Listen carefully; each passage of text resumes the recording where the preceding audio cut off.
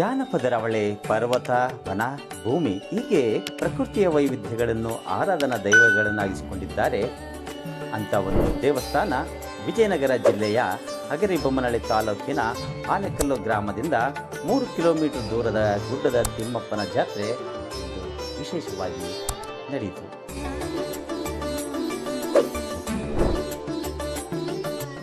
ನಾಗರ ಪಂಚಮಿ 3ನೇ ದಿನದಂದು ಕಡ್ಲುಬಾಳು, ಹೆಗ್ಡಾಳು, ಮರಬ್ಬೆಹಾಳು, ಅಂಪಾಪಟ್ಟಣ, ಯಶೋಬಳ್ಳಾಪುರ, ಮಾದೂರು, ಪಿಲ್ಲೋಬನಹಳ್ಳಿ, ಬೆಣ್ಣೆಕಲ್ಲು, ಮೆಟ್ರಿ, ದಸಮಾಪುರ, ಕಣಿವಿನಾಯಕನಹಳ್ಳಿ ಹಾಗೂ ಸುತ್ತಲಿನ ತಾಂಡಗಳಿಂದ ಹನುಮಪ್ಪ ದೇವರನ್ನ ಪಲ್ಲಕ್ಕಿಯೊಂದಿಗೆ ಭಕ್ತರು ಆಗಮಿಸುವುದು ನೋಡಿ ನಿಜಕ್ಕೂ ಆ ದೃಶ್ಯವನ್ನು ಕಂಡು ಮನಮೋಹಕವಾಗುತ್ತದೆ. ಬಂಡೆಗಲ್ಲುಗಳ ಮೇಲೆ ಮಧ್ಯದ ಗುಹೆಯಲ್ಲಿರುವ ಶಿಲಾರೂಪಿ ದೈವೇ ಗುಡ್ಡದ ತಿಮ್ಮಪ್ಪ. ಇಲ್ಲಿ ಎಕ್ಕೆ, ಕಕ್ಕೆ, ತಂಗಡಿಗಳಂಥ ಸ್ವಾಭಾವಿಕವಾಗಿ ಸಿಗುವ ಹೂಪತ್ರೆಗಳಿಂದ ದೇವರನ್ನು ಪೂಜಿಸಿಕೊಳ್ಳುತ್ತಾರೆ. ಇಲ್ಲಿ ಯಾವ ಆಮಂತ್ರಣ, ಪ್ರಚಾರ ಗದ್ದಲಗಳಿಲ್ಲದೆ ಸುತ್ತಲಿನ ಗ್ರಾಮದವರು ಜನ ಏಕಕಾಲಕ್ಕೆ ದಟ್ಟ ಅಡವಿಯಲ್ಲಿ ಒಂದು ನಿರ್ದಿಷ್ಟ ಸ್ಥಳದಲ್ಲಿ ಸೇರುವುದು ಯೋಗ್ಯದ ಸಂಗತಿ.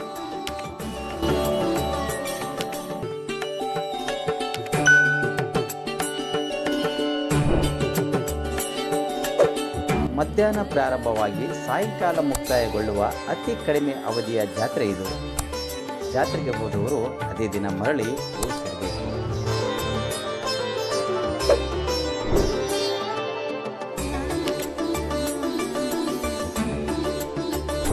ಈ ಜಾತ್ರೆಯಲ್ಲಿ ಅಗತ್ಯ ವಸ್ತುಗಳ ಖರೀದಿಗಾಗಿ ರೈತರು ವರ್ಷಕ್ಕೊಮ್ಮೆ ತಪ್ಪದೇ ಗುಡ್ಡದ ತಿಮ್ಮಪ್ಪನ ಜಾತ್ರೆಗೆ ಆಗಮಿಸುತ್ತಾರೆ.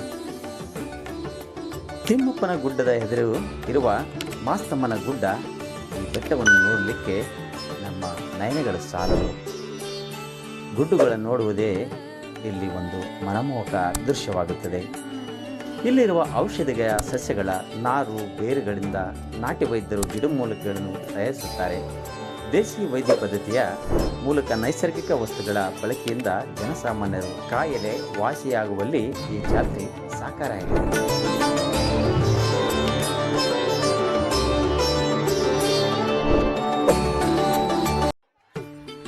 ಇಲ್ಲೊಂದು ಜಾನಪದ ಜಾತ್ರೆ.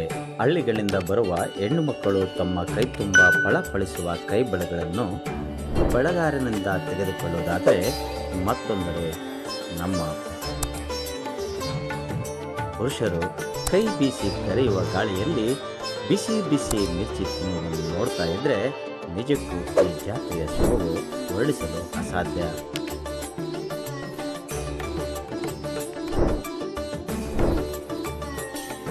ಹೊಸಬೆಳಕು ನ್ಯೂಸ್, ವಿಜಯನಗರ. ಇವಾಗ ಆನಿಕಲ್ಲು ಜಾತ್ರೆಗೆ ಪ್ರತಿ ವರ್ಷ ನೀವು ಈ ರೈತರಿಗೆ ಸಂಬಂಧಪಟ್ಟಿರ್ತಕ್ಕಂಥ ಸಾಮಾನು ಮಾರಕ್ಕೆ ಬರ್ತಾ ಇದ್ದಾರೆ.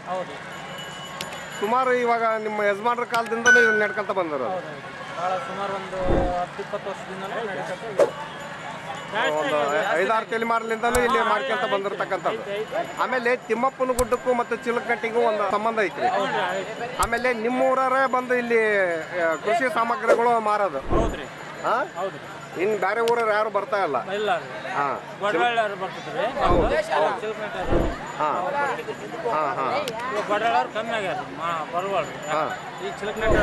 ಚಿಲಕನಟ್ಟಿಯವ್ರ ನೀವು ಜಾಸ್ತಿ ಬರ್ತಾರೆ ಅಂದ್ರೆ ಕಮ್ಮರ್ಕಿ ಮಾಡ್ತಕ್ಕಂಥ ಕುಟುಂಬನ, ಕಮ್ಮರ್ಕಿ ಮಾಡ್ತಕ್ಕಂಥ ಕುಟುಂಬನ, ಅಣ್ಣ ತಮ್ಮ ಚಿಕ್ಕದೊಡ್ಡಪ್ಪನ ಮಕ್ಕಳು ಅವರೇ ಎಲ್ಲ. ಆಮೇಲೆ ಇದಕ್ಕಿಂತ ಹಿಂದೆ ಈ ಐತಿಹಾಸಿಕ ಜಾತ್ರೆ ಈ ಕೃಷಿ ಸಾಮಗ್ರಿಗಳನ್ನ ಖರೀದಿ ಮಾಡೋಕ್ಕೋಸ್ಕರ ಆನಿಕಲ್ ಜಾತ್ರೆ ಬರ್ತಾ ಇದ್ರಂತೆ. ಹೌದು, ಹೌದಲ್ರಿ? ಹೌದು. ಈ ಕೊಡ್ಲಿ, ಕುರ್ಚಿ, ಕೊಡ್ಗೋಲು, ಕತ್ರಿ, ಇವನ್ನೆಲ್ಲವನ್ನು ಖರೀದಿ ಮಾಡೋಕ್ಕೋಸ್ಕರ ಆನಿಕಲ್ ಜಾತ್ರೆ ಕಾಯ್ತಾ ಇದ್ರು ರೈತರು. ಇವಾಗ ತಿಮ್ಮಪ್ಪನ ಗುಡ್ಡದ ಎದುರಿಗೆ ಇರ್ತಕ್ಕಂಥ ಗುಡ್ಡ, ಅದಕ್ಕೆ ಏನು ಗುಡ್ಡ ಅಂತಾರ್ರಿ? ಮಸ್ತಮ್ಮ ಗುಡ್ಡ. ಏನ್ರಿ ಅದು ಕತೆ? ಮಸ್ತಮ್ಮ ಗುಡ್ಡ, ಗುಡ್ಡ ತಿಮ್ಮಪ್ಪ ಅಣ್ಣ ತಂಗಿ ಅಂತ. ಹಿರಿಯರು ಹೇಳ್ಕೊಂತ ಬಂದದ್ದು, ನಾವು ಕೇಳ್ಕೊಂತಿರೋದು. ಸಾಮಾರ್ದಾಗ ಬರ್ತಾಳ ಆಕಿಲ್ಲಿ ಸಾಮಾರ ಗುಡ್ಡಕ್ಕೆ ಬಂದು ಅಲ್ಲಿ ಕಟ್ಟೆ ಪೂಜೆ ಮಾಡಿ ಬಿಡ್ತಾರ. ಗುಡ್ದಕ್ಕೆ ಹೋಗ್ಕೊಳ್ರಿ, ಇಲ್ಲ ಅಲ್ಲಿಗೆ ಹೋಗ್ಕಾಳ, ಅಲ್ಲಿದ್ದ ಬಂದು ಮತ್ತೆ ಗುಡ್ದಕ್ಕೆ ಹೋಗ್ಕಾಳ. ಆಮೇಲೆ ಅದೇನೋ ಕತೆ ಕೇಳಿದ್ವಿ, ಇದು ಜಾತ್ರೆ ಸಾಯಂಕಾಲದೊಳಗೆ ಮುಗಿಬೇಕು ಅಂತಂದು ಹೇಳ್ತಾ ಇದ್ರು. ಹೌದು ಸರ್. ಅದೇನೋ ಮಾಸ್ತಮ್ಮ ನಿನ್ನ ಜಾತ್ರೆ ಯಾವಾಗ ಏನು ಅಂತ ಕೇಳ್ತದ್ರಂತೆ. ಆದ್ರೆ ಏನ್ರಿ ಕತೆ ಅದು? ಆದ್ರೆ ಮಾಸ್ತಮ್ಮ ಅಷ್ಟಮ ಜಾತ್ರೆ ಕೇಳೋದು ಏನಂದ್ರೆ ಸರ್ ಅವಾಗ ಈಕೆ ಇಲ್ಲೇ ಇರ್ತಾನಂತೆ ಎಲ್ಲಿ ಇದ ತಿಮ್ಮಪ್ಪನ ಪ್ರದೇಶದಲ್ಲಿ ಅಂತ ಹೇಳಿದ್ಲಂತೆ ಹ್ಞೂ ಅಂತ ಬೇಡ ನೀನು ಮುಂದೆ ಗುಡ್ದಾಗಿರು ನಾನು ಈ ಗುಡ್ದಾಗ ಇರ್ತೀನಿ ನಾನು ಹೇಳ್ದಂಗೆ ನಡಿಬೇಕು ನೀನಂತ ಆಜ್ಞೆ ತಗೊಂಡಾನೆ. ಇವಾಗ ಈ ಬೆಟ್ಟಕ್ಕೂ ಆ ಬೆಟ್ಟಕ್ಕೂ ಎಷ್ಟು ದೂರ ಆಗ್ತದೆ ರೀ? ಇದು ಎಷ್ಟಾಗತ್ತೆ ಅಷ್ಟು ಇಲ್ಲಿಗೆ ಒಂದು 2 ಕಿಲೋಮೀಟ್ರ್. ಇವಾಗ ತಿಮ್ಮಪ್ಪನ ಗುಡ್ಡದ ಜಾತ್ರೆಯಲ್ಲಿ ಪೂರ್ವಜರು ಹೇಳ್ತಿದ್ರು ಇಲ್ಲಿ ಕೃಷಿ ಸಾಮಗ್ರಿ ಉಪಕರಣಗಳನ್ನ ಮಾರಾಟ ಮಾಡಕ್ಕೋಸ್ಕರ ಈ ಜಾತ್ರೆ ನಡೀತಿತ್ತು ಅಂತ ಹೇಳ್ತಿದ್ರು, ಹೌದಾ? ಹಾಂ ಹಾಂ. ಇವಾಗ ಕೂಡ ಇಲ್ಲಿ ಜಾತ್ರೆಯಲ್ಲಿ ನೋಡಿದ್ವಿ ನಾವು, ಕೃಷಿಗೆ ಸಂಬಂಧಪಟ್ಟಿರ್ತಕ್ಕಂಥ ವಸ್ತುಗಳನ್ನ ಮಾರಾಟ ಮಾಡಕ್ಕೆ ಬಂದಿದ್ದಾರೆ ಚಿಲಕನಟ್ಟಿಯವರು.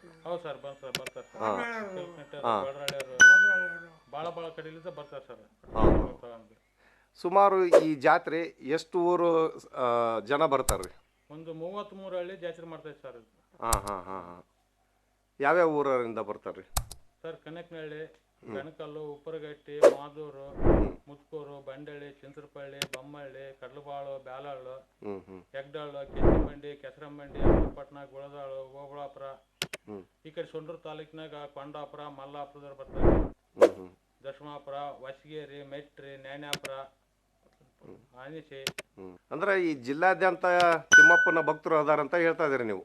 ಸರ್, ಆನಿಕಲ್ ತಿಮ್ಮಪ್ಪನ ಜಾತ್ರೆ ನೋಡಿದ್ರೆ ನಿಮ್ಗೆ ಏನು ಅನಿಸ್ತದ ಸರ್? ಇಲ್ಲಿ ಪ್ರಕೃತಿ ವೈಮಯವಾಗಿರ್ತಕ್ಕಂಥ ಈ ಒಂದು ದಟ್ಟಾರಣ್ಯ ಪ್ರದೇಶದಲ್ಲಿ ನಡೆತಕ್ಕಂಥ ಒಂದು ದಿವಸದ ಜಾತ್ರೆ ಇಡೀ ಸುತ್ತ ಗ್ರಾಮದ ಜನರಿಗೆ ಒಂದು ಮನಸ್ಸು ಸಂತೋಷ ಪಡುವಂಥ ಈ ಒಂದು ಜಾತ್ರಾ ಮಹೋತ್ಸವ ಇದಾಗಿರೋದ್ರಿಂದ ಸೊ ಈ ಒಂದು ಜಾತ್ರೆ ಶ್ರಾವಣ ಮಾಸದಲ್ಲಿ ಆಗ್ತಕ್ಕಂಥ ಈ ಒಂದು ಜಾತ್ರೆಯಲ್ಲಿ ಅಕ್ಕಪಕ್ಕ ಸುಮಾರು ಒಂದು 30 ಹಳ್ಳಿಗಳಿಂದ ಜನಗಳು ಇಲ್ಲಿ ಬರ್ತಾ ಇದ್ದಾರೆ. ಯಾಕಂದರೆ ಕಾಡಿನಲ್ಲಿ ಆಗ್ತಕ್ಕಂಥ ಒಂದು ಜಾತ್ರೆ ಇದು ಭಾಳ ಚಿಕ್ಕ ಮಕ್ಕಳಿಂದ ಹಿಡಿದು ಹಿರಿಯರವರೆಗೂ ಭಾಳ ಒಂದು ಅದ್ಭುತವಾಗಿರ್ತಕ್ಕಂಥ ಒಂದು ಇತಿಹಾಸವುಳ್ಳ ಜಾತ್ರೆ ಇದಾಗಿರ್ತದೆ ಸರ್ ಇದು.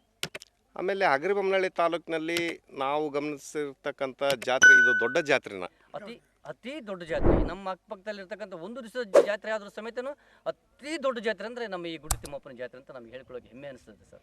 ಆಮೇಲೆ ಇದು ಶ್ರಾವಣ ಮಾಸದಲ್ಲಿ ಯಾವಾಗ ರೀ ಇದು ಹಬ್ಬ ಆಗೋದು? ಶ್ರಾವಣ ಮಾಸದಲ್ಲಿ ನಾಗರ ಪಂಚಮಿ ನಾವು ನಾಗಪ್ಪಗೆ ಹಾಲೇರೋದು 8ನೇ ದಿವಸದಲ್ಲಿ, ಅಂದರೆ ನಾವು ಹಾಲಾಕಿ 3 ದಿವಸದಲ್ಲಿ ಈ ತಿಮ್ಮಪ್ಪನ ಜಾತ್ರೆ ಮಹೋತ್ಸವ ಆಗುತ್ತದೆ ಪ್ರತಿ ವರ್ಷ. ಆಮೇಲೆ ಇದಕ್ಕಿನಿಂದ ಯಜಮಾನ್ರು ಹೇಳ್ತಾ ಇದ್ರು ತಿಮ್ಮಪ್ಪನ ಜಾತ್ರೆಯಲ್ಲಿ ಕೃಷಿ ಉಪಕರಣ ಸಾಮಗ್ರಿಗಳು ಮಾರಾಟ ಮಾಡಕ್ಕೆ ಬರ್ತಾ ಇದ್ರು ಅಂತ ಹೇಳ್ತಾ ಇದ್ರು. ಎಸ್ ಸರ್, ಅದು ಖಂಡಿತವಾಗಿಯೂ ಅಕ್ಷರಶಃ ಸತ್ಯ. ಯಾಕಂದರೆ ಈ ಒಂದು ಜಾತ್ರಾ ಮಹೋತ್ಸವದಲ್ಲಿ ಕೇವಲ ಮಕ್ಕಳ ಮನೋರಂಜನೆಗಿಂತಲೂ ನಮ್ಮ ಅಗ್ದಿ ಭಾಗದಲ್ಲಿರ್ತಕ್ಕಂಥ ಕೃಷಿಕ ಜನರು ಜಾಸ್ತಿ ಇರೋದ್ರಿಂದ ಇಲ್ಲಿ ಕೃಷಿಕರಿಗೆ ಸಂಬಂಧಪಟ್ಟಿರ್ತಕ್ಕಂಥ ಕೆಲವೊಂದು ವಸ್ತುಗಳು ಈ ಜಾತ್ರೆ ಅತಿ ಮುಖ್ಯವಾಗಿ ಈ ಜಾತ್ರೆಯಲ್ಲಿ ಬಿಂಬಿಸ್ತಕ್ಕಂಥ ಒಂದು ಮುಖ್ಯವಾಗಿರ್ತಕ್ಕಂಥ ಒಂದು ಪ್ರಮುಖ ಪಾತ್ರ ಇಲ್ಲಿ ಕೃಷಿಕ. ಆಮೇಲೆ ಇದೇ ಜಾತ್ರೆಯಲ್ಲಿ ನಾವು ನೋಡಿದ್ವಿ ಚಿಲಕನಟ್ಟಿಯಿಂದ ಕಮಾರ್ಕಿ ಮಾಡ್ತಕ್ಕಂಥ ಒಂದು ಕುಟುಂಬ ಬಂದಿದೆ. ಸುಮಾರು ಅವ್ರು ಹೇಳ್ತಕ್ಕಂಥದ್ದು ಏನಲ್ಲಪ್ಪ ಅಂದ್ರೆ ಕೂಡ ಒಂದು 8ರಿಂದ 10 ತಲೆಮಾರಿನಿಂದ ಈ ಜಾತ್ರೆಗೆ ನಾವು ಸಾಮಗ್ರಿಗಳನ್ನ ಮಾರಾಟ ಮಾಡಕ್ಕೆ ನಾವು ಬರ್ತಾ ಇದ್ದೀವಿ ಅಂತಂದೇಳಿ. ಹೌದು ಸರ್, ಯಾಕಂದರೆ ಇಲ್ಲಿ ಹಾರ್ನಹಳ್ಳಿ, ಚಿಲಕನಟ್ಟಿ, ಆಮೇಲೆ ಗೋಲ್ರಟ್ಟಿಯಿಂದ ಈ ಒಂದು ಜಾತ್ರೆಗೆ ಅವರು ಪ್ರಮುಖವಾಗಿ ಯಥೇಚ್ಛವಾಗಿ ತಗೊಂಬರ್ತಕ್ಕಂಥ ಒಂದು ಕೃಷಿ ಉಪಕರಣಗಳಂದ್ರೆ ಆ ಒಂದು ಗ್ರಾಮಗಳಿಂದ ಈ ಒಂದು ಜಾತ್ರೆಗೆ ಬರ್ತಾ ಇದೆ ಸರ್. ಅತಿ ಒಂದು ರೈತರಿಗೆ ಉಪಯೋಗ ಆಗ್ತಕ್ಕಂಥದ್ದು ವಸ್ತುಗಳನ್ನ ಇಲ್ಲಿ ಕಡಿಮೆ ಬೆಲೆಗಳಲ್ಲಿ ಸಮೇತ ಮಾರಾಟ ಮಾಡಿಕೊಳ್ಳೋ ಒಂದು ವ್ಯವಸ್ಥೆಯನ್ನು ಅವ್ರು ಮಾಡಿಕೊಡ್ತಾ ಇದ್ದಾರೆ ಸರ್, ಪ್ರತಿ ವರ್ಷವೂ ಮಾಡ್ತಾ ಇದ್ದಾರೆ. ಆಮೇಲೆ ಈ ಮರುಮನಹಳ್ಳಿ ಭಾಗ ನಾಣಿಕೇರಿ ಪ್ರದೇಶದಾಗ ಇರ್ತಕ್ಕಂಥ ರೈತರು ಕೂಡ ಹೇಳ್ತಾ ಇದ್ದಾರೆ, ಯಾವುದಾದ್ರೂ ನಾವು ಸಾಮಗ್ರಿಗಳನ್ನ ತೊಗೊಂಬರ್ಬೇಕಪ್ಪ ಅಂದರೆ ನಾವು ಆನಿಕಲ್ ತಿಮ್ಮಪ್ಪನ ಜಾತ್ರೆ ದರ್ಶನ ಮಾಡಿ ಸಾಮಗ್ರಿಗಳನ್ನ ತೊಗೊಂಬರ್ಬೇಕು ಅಂತ ಹೇಳ್ತಾ ಇದ್ರು. ಹೌದು ಸರ್, ಯಾಕಂದರೆ ಇಲ್ಲಿ ಈ ಒಂದು ಪ್ರದೇಶದಲ್ಲಿ ನಡೀತಕ್ಕಂಥ ಜಾತ್ರೆ ಕೇವಲ ಇಲ್ಲಿ ಜಾತ್ರಾ ಮಹೋತ್ಸವ ಒಂದೇ ಅಲ್ಲ, ಅಲ್ಲಿ ಬಂದಿರತಕ್ಕಂಥ ರೈತರಿಗೆ ದೇವರ ದರ್ಶನ ತಗೊಂಡಂಗೆ ಆಗುತ್ತೆ. ಇಲ್ಲಿ ಜಾತ್ರೆಯಲ್ಲಿ ಬಂದಿರತಕ್ಕಂಥ ಕೃಷಿಗೆ ಸಂಬಂಧಪಟ್ಟ ಉಪಕರಣಗಳನ್ನು ಖರೀದಿ ಮಾಡಿದಂಗೆ ಆಗುತ್ತೆ. ಸೊ ಇದರಿಂದ ಜನರಿಗೆ ಅತಿ ಸಂತೋಷವಾಗಿರ್ತಕ್ಕಂಥ ಒಂದು ಹಬ್ಬ ಅಂದರೆ ಜಾತ್ರಾ ಮಹೋತ್ಸವ, ಇದು ಗುಡ್ಡ ತಿಮ್ಮಪ್ಪನ ಜಾತ್ರೆ ಅಂತ ಹೇಳೋಕ್ಕೆ ಇಷ್ಟಪಡ್ತೀನಿ. ತಿಮ್ಮಪ್ಪನ ಗುಡ್ಡದ ಎದುರಿಗಿರ್ತಕ್ಕಂಥ ಬೆಟ್ಟ ಅದು ಯಾವ್ದ್ರಿ? ಅದು ಸರ್ ಅದು ಮಹಾಸತಿ ದೇವ ಟೆಂಪಲ್ ಅಂತಂದು ಹೇಳ್ತಾರೆ ಸರ್ ಹಿರಿಯರು. ಮಾಸ್ತ್ಯಮ್ಮ ಇಲ್ಲಿ ಮಾದೂರಲ್ಲಿ ಇರ್ತಕ್ಕಂಥ ದೇವಸ್ಥಾನದ ಮಾಸ್ತ್ಯಮ್ಮನ ಬೆಟ್ಟ ಅದು. ಹೌದು ಸರ್. ಆಮೇಲೆ ಈ ಬೆಟ್ಟಕ್ಕೂ ಆ ಬೆಟ್ಟಕ್ಕೂ ಎಷ್ಟು ಅಂತರ ಐತ್ರಿ? ಇಲ್ಲಿಂದ ಅಲ್ಲಿಗೆ ಒಂದು 2-2.5 ಕಿಲೋಮೀಟರ್ ಇರ್ಬೋದು ಸರ್ ನಮ್ಮ ಪ್ರಕಾರ.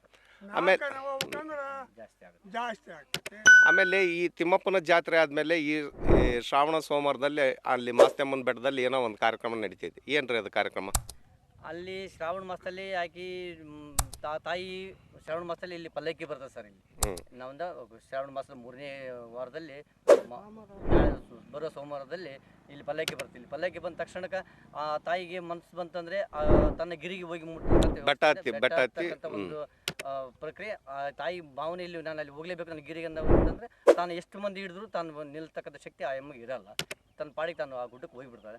ಸೊ ಅದು ಯಾವುದೋ ಅರ್ಹತೆ ಇಲ್ಲ ಅಂದ್ರೆ ಇಲ್ಲಿ ಅಣ್ಣನ ಗಿರಿಗೆ ಹೋಗ್ಬೋದು ಅನಿಸ್ತಂದ್ರೆ ಇಲ್ಲಿ ಅಣ್ಣ ಹತ್ರ ಬಂದು ಆಶೀರ್ವಾದ ಮಾಡಿ. ಆಮೇಲೆ ಮಾಸ್ತಮ್ಮ ಈ ತಿಮ್ಮಪ್ಪನ ಜಾತ್ರೆಯಲ್ಲಿ ಸಾಯಂಕಾಲದೊಳಗೆ ನೀನು ಜಾತ್ರೆ ಗಡನ ಮುಗಿಸ್ಬೇಕು. ಈ ಹಿರಿಯರು ಮಳೆ ಏನು ಮಾಡಿದ್ದಾರೆ ಅವತ್ತು ಈ ಕಾಡಿನಲ್ಲಿ ಇರ್ತಕ್ಕಂಥ ಜಾತ್ರೆಯನ್ನು ಕೇವಲ ಒಂದು ದಿವಸಕ್ಕೆ ಮಾತ್ರ ಸೀಮಿತವಾಗಿ ಈ ಒಂದು ಜಾತ್ರಾ ಮಹೋತ್ಸವವನ್ನು ಆಚರಿಸಬೇಕಂತ ಒಂದು ನಂಬಿಕೆ ನನ್ನಲ್ಲಿ ಇದೆ ಸರ್. ಅದು ಅದೇ ಒಂದು ಪದ್ಧತಿಯನ್ನು ಇಲ್ಲಿವರೆಗಾದರೂ ನಾವು ಒಂದು ದಿವಸದ ಮಟ್ಟಿಗೆ ಜಾತ್ರೆನ ನಡೀತಾ ಬಂದಿದೆ ಸರ್. ಆಮೇಲೆ ಹಗರಿ ಬೊಮ್ಮನಹಳ್ಳಿ ತಾಲೂಕಿನಲ್ಲಿ 2 ದೊಡ್ಡ ಜಾತ್ರೆಗಳನ್ನು ನಾವು ಕಾಣ್ತೀವಿ ರೀ. ಒಂದು ಗುಡ್ಡದ ತಿಮ್ಮಪ್ಪನ ಜಾತ್ರೆ, ಆಮೇಲೆ 2ನೇದು ಮೋರ್ಗೇರಿ ಮರಡಿ ದುರ್ಗಮ್ಮನ ಜಾತ್ರೆ. ಹಾಂ, ಇವೆರಡು ಜಾತ್ರೆ ಭಾಳ ವಿಶೇಷ ಮತ್ತು ಯಥೇಚ್ಛವಾಗಿ ಜನಸಂದಣಿ ಇರತಕ್ಕಂಥ ಜಾತ್ರೆಗಳು ಇವು. ಅಂದರೆ ಜನ ಭಾಳೊತ್ತು ನಿಂದ್ರಲ್ಲ.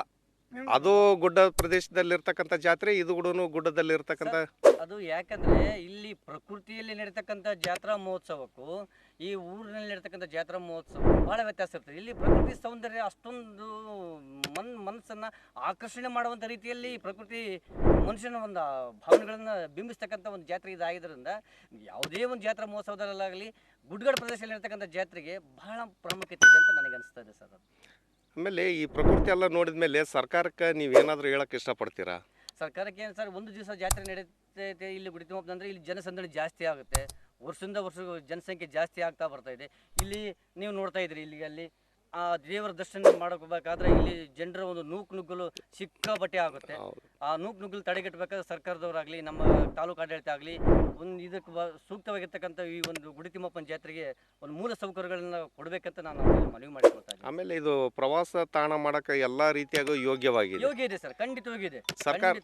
ಸರ್ಕಾರ ಯಾಕೆ ಇದಕ್ಕೆ ಗಮನ ಹರಿಸ್ತಾ ಇಲ್ಲ? ಇದು ಹಿಂದೇಟಾಗಿದೆ. ಯಾಕೆ ಇದು ನಾನು ಹೇಳೋ ಮಟ್ಟಿಗೆ ಏನಂದ್ರೆ ಇವತ್ತು ಈ ಒಂದು ಜಾತ್ರೆ ಮಹೋತ್ಸವ ಕೇವಲ ಇವತ್ತು ಜಾಲತಾಣಗಳಲ್ಲಿ ಇವತ್ತು ಈ ಒಂದು ಜಾತ್ರೆ ಇನ್ನೂ ಹೆಚ್ಚಿನ ಪ್ರಚಲಿತಗೊಳ್ತಾ ಇದೆ. ಇವತ್ತು ಮೀಡಿಯಾಗಳಲ್ಲಿ ಇನ್ನೊಂದರಲ್ಲಿ ಸೊ ನಿಮ್ಮಂಥ ಮೀಡಿಯಾದವರಿಂದಲೇ ಇದು ಸರ್ಕಾರ ಮುಟ್ಟಕ್ಕಂಥ ಕೆಲಸ ಆದರೆ ಖಂಡಿತವಾಗಿ ಇದು ಮುಂದೊಂದು ದಿವಸ ಇದು ಪ್ರವಾಸ ತಾಣ ಆಗೋದ್ರಲ್ಲಿ ಎರಡು ಮಾತು.